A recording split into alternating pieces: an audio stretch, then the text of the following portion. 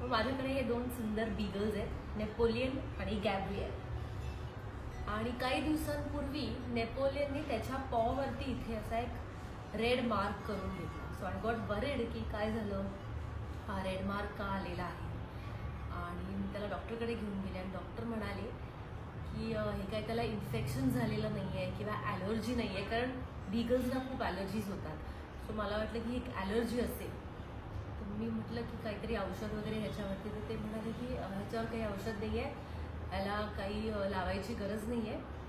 आणि मग तरी मला एक फार इंटरेस्टिंग प्रश्न विचारला. ते म्हणाले की तुम्ही तुमच्या कुत्र्यांना कमी वेळ देताय का? आणि आय रिअलाइज की ॲक्च्युली हो, it's been about a week. आणि खूप कामाचं प्रेशर असल्यामुळे मी सकाळी लवकर जाते आणि रात्री उशिरा येते. आणि I am not able to play with them, I am not able to pet them. मी त्यांना फिरायला घेऊन जात नाही, खेळत नाही, काही नाही. आणि त्याच्यामुळे नेपोलियन मला मिस करत होता.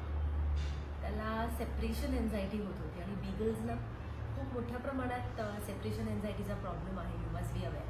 त्यामुळे त्याला सेपरेशन एन्झायटी होत होती आणि त्याच्यामुळे तो त्याचा स्वतःचा पॉल चाटत होता आणि त्यांनी जखम करून घेतली होती. So I realise my mistake. आणि मग मी म्हणून दोघांनाही भरपूर वेळ दिला, त्यांना खेळायला घेऊन गेले, त्यांचे लाड केले. आणि I made it a point की त्यांना दिवसातनं एकदा तरी मी फिरायला घेऊन जाते. आणि मग त्याच्यामुळे हळूहळू ती जखम भरली.